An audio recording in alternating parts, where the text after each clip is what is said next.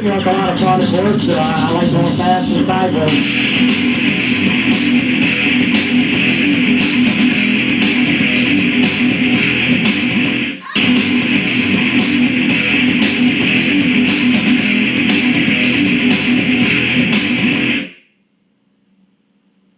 Something's going on. Goulden was looking at his bike. We're also hearing that Mike Hacker's machine has spoken a little bit. Car's up in the cushion, and George Roeder is laying on the racetrack. They've red flagged it here at Lowe's Motor Speedway. Something drastically has happened there. For Kenny Coolbeth, he's looking over his motorcycle as if it might be oiling. It's hard to say, but something put those riders down. Joe Roeder was down on the ground before he knew what hit. There's the red flag, and so we're still trying to figure out exactly what happened here. But in any case, Roeder went on the deck. He has the most serious problem. I've been involved in a couple of accidents in my career, probably more than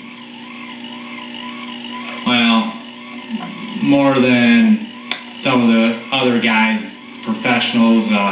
Some of them were because I'm a fairly aggressive rider. Maybe I ride over aggressively sometimes.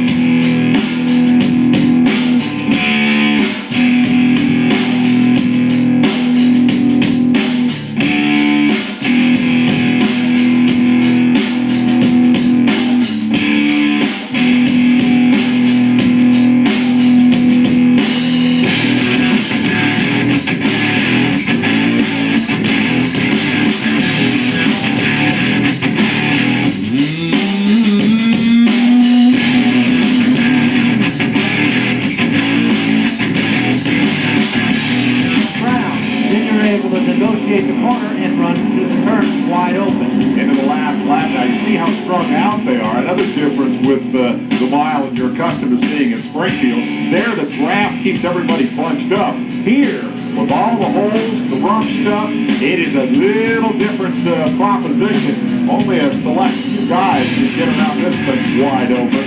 Roeder and Springsteen being a couple of those guys. Look at the rooster tail. That's pretty. When Joe Roeder's hard on the gas, that's when you see that rooster tail kick up in the air and get towards that sand, up towards the fence. Here they're getting ready to lap above the fence. And that's an example of the fact that's different to those that are accustomed to this kind of track and those who aren't. Checkered flag falls on Roeder. Springsteen will claim the second spot. Who also Start off your first year pro, your goal is to be Grand National Champion, or mine was anyways, and I'm sure everybody's is. And as I went along, the more years I got in, the more I seemed to realize that I probably would never be Grand National Champion, but that I could win races. I won one national event, and it was pretty special, obviously, because it was my first one. And at the same time, my brother won the amateur 83 Grand National race that night, and I won the 750 Grand National race. We both won on the same night. now a veteran, young George is typical of those who work the Grand National middle ground. His perseverance paid off in '98. He finally won his first national. And this was no gimme. He had to hold off the best to make it happen. Scotty Parker, Grand National champion, doing everything but fall off trying to catch Joe, but to no avail. After all those years of hard work, Roeder 3 finally won a national championship. Oh, it's awesome. It'll sink in even more tomorrow. Man, there's a lot of people been behind me for a long time, and it's finally paid off, and I want to thank everybody that's always helped me.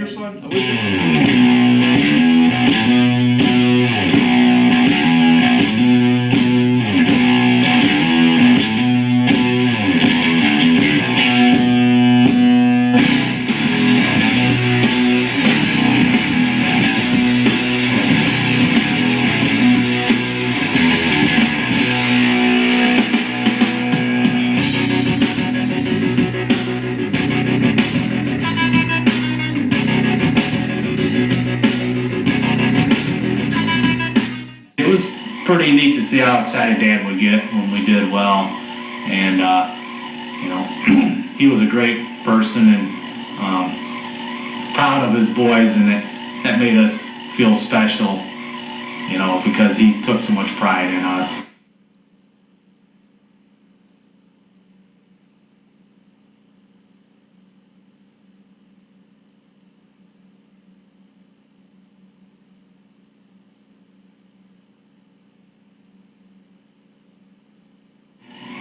he would tell stories about when he was racing. You know, this reminds me when I was in Oklahoma City, or when I was at San Jose, or the day I won the Sacramento Mile, and the day you were born, or certain stories like that. Anyways, but he would tell these stories, and of course the older I got, the more often I heard them. And Dad would say from time to time, "You already heard this story. I know I told you this one." And I would say, "Yeah, I know, Dad, but it's still good. Every time you tell it, it's just as good as the first time I heard it." And that's what I like, you know, is hearing them old stories about the old days and the things that he did, and driving his Al Camino 100 mile an hour to the races and things like that. We run at Roeder Springs, which is in Santa Fe Park, Chicago, Wednesday nights, and I'd ride 2 in the afternoon and race and turn around and on, back in the back and sleep by 6 o'clock in the morning. I got a couple of good stories as far as Dad and I going to the races. One is the one time we were, you know, when we go to California, we would drive straight through, take turns. One guy would drive out a tank of gas, and the next guy would drive out a tank of gas. Well, Dad being the guy that he would drive out his tank of gas, plus he would drive an extra 50 or 60 miles so you could catch another hour of sleep. So anyways, it's the middle of the night, we're in Wyoming, I believe it's Rawlins, Wyoming. Dad pulls over to get gas, we're out of gas. I'm sleeping in the back of the van on the bunk, and I wake up, I gotta go to the bathroom.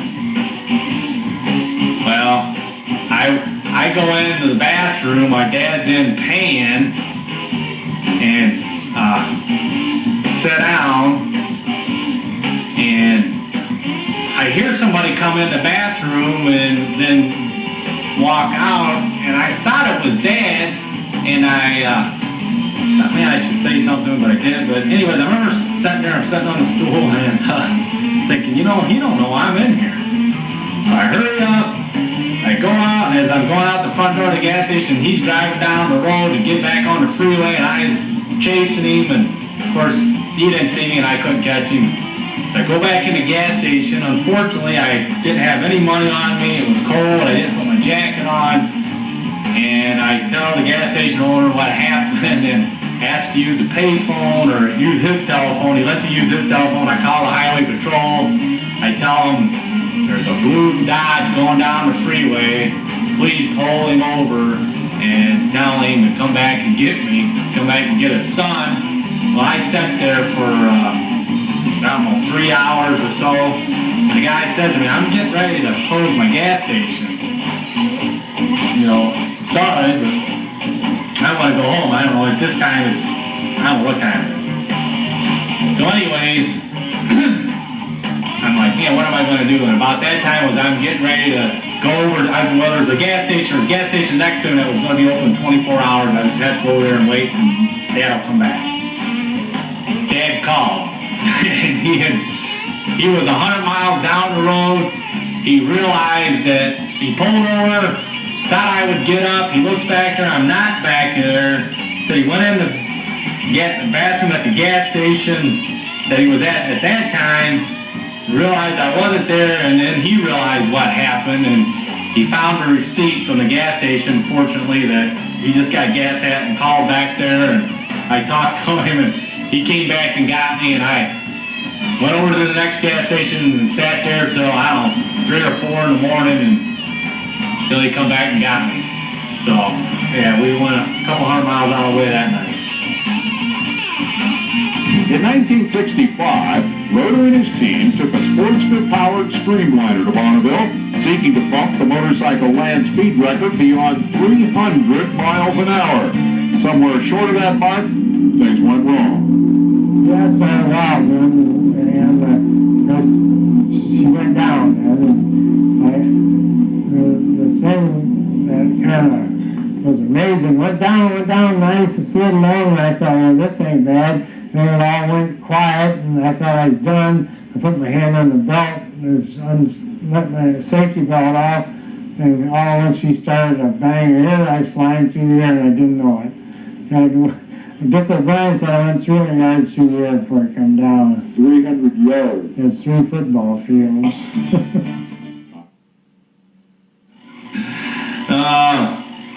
Them were some good memories.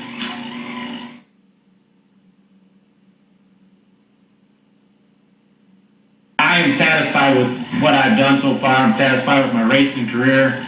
Now that I'm retiring from racing, I am going to try and spend more time with my son.